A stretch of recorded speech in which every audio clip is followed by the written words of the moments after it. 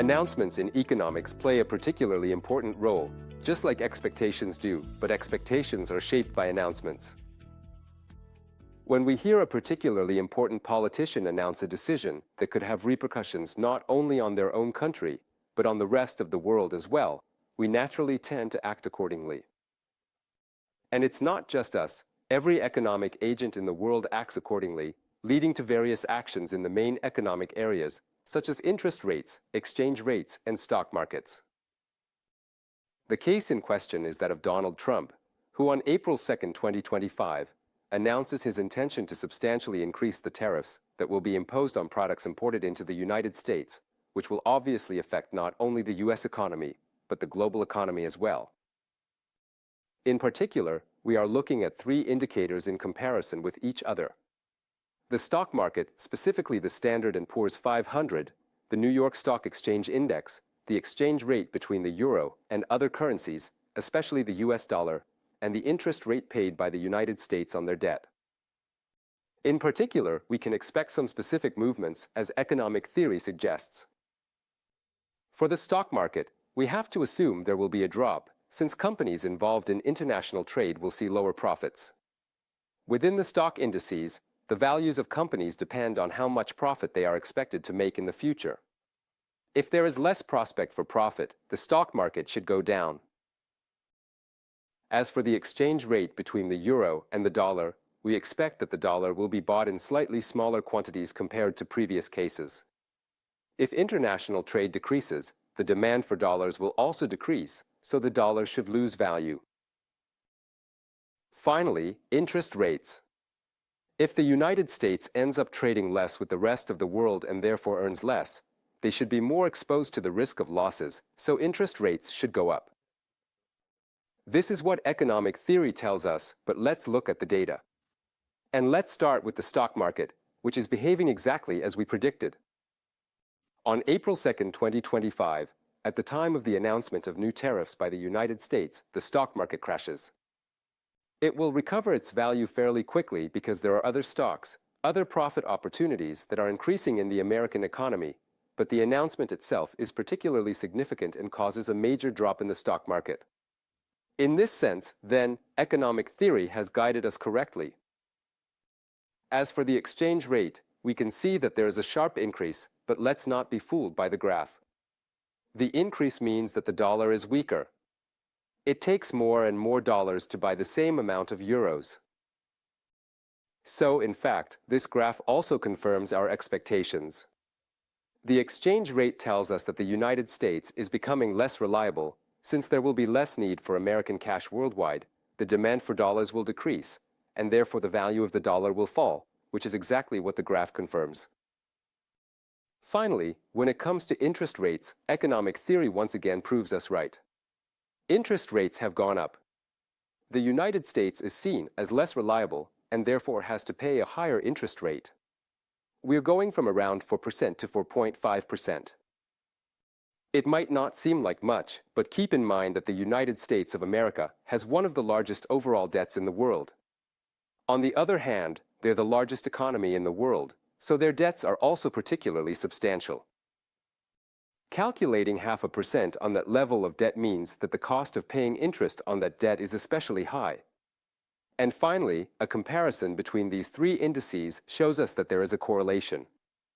When one moves, the others are moving too, in similar directions. The co-movement of these variables tells us that financial markets are closely interconnected.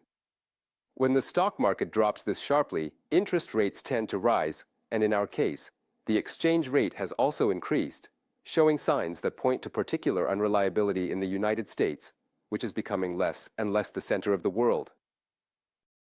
And we can make a comparison between the United States economy and the European economy by putting the Standard & Poor's 500 stock index for the United States and the Eurostoxx 50 stock index for the European Union on the same chart.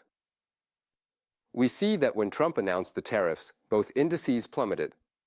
In fact, if the United States stops importing from Europe, Europe will also see lower profits. However, when the recovery happens, it occurs for different reasons. In the United States, new reasons are found to believe that company profits will increase. In Europe, people start to think that maybe Trump won't actually impose all the tariffs he announced, so there's a sort of illusion that leads the Eurostoxx 50 to reach the same levels as the day before Trump's announcement. However, when it becomes clear that there really is an intention to go ahead with this plan, the Eurostoxx stops moving. So, compared to the United States, where there are major innovations, advanced technologies, technological and scientific research frontiers that can offer broad profit prospects, in Europe, profits have stalled, or at least expectations for new profits have come to a halt. And this leads to stagnation in the index, which we can clearly see in the chart. To observe from close and understand how important these variables are, how they move over time, and how they are articulated among themselves in their co-movements, we go to the laboratory to download the data. And here we are in the lab to download the 3 historical series we need. All 3 can be downloaded from Yahoo Finance. The first one, actually, we've already downloaded in previous editions, the Standard & Poor's 500.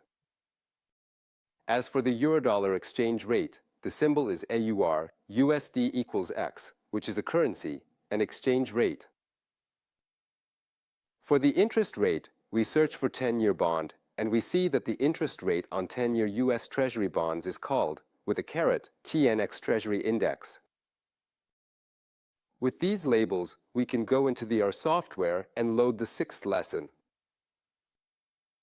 So we need the QuantMod package, which we've already seen. We know that we can get it using get symbols from Yahoo, source Yahoo, the data for the S&P 500, the exchange rate, and the interest rate, and we take them starting from April 1st, 2025. Remembering that on April 2nd, Donald Trump made his statement about tariffs. So Control, Enter, and the 3x series are loaded. At this point, to indicate the stock market, we take the adjusted close values from the Standard & Poor's, just like we've done before.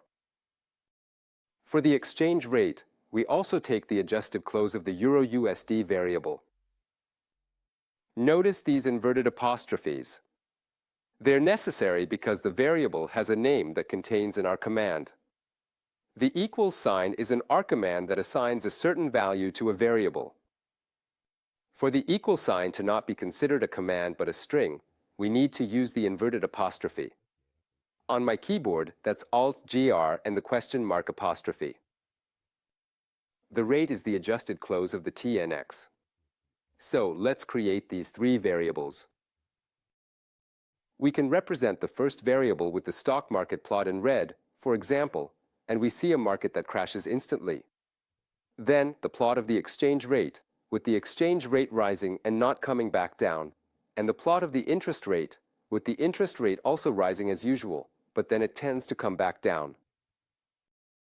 We can merge these 3 sets of data all together and put them into the data variable, just like we did before.